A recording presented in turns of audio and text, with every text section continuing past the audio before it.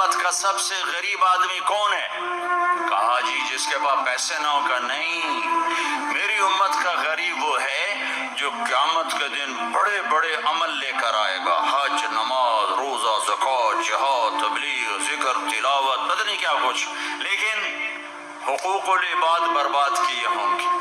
کسی کو گالی دی، کسی کو تھپڑ مارا، کسی کی زمین دبائی، کسی کا گھر دبایا، کسی کے خلاف جھوٹا کیس کیا، جھوٹی گواہی دی، نوکر کو مارا، نوکرانی کو مارا.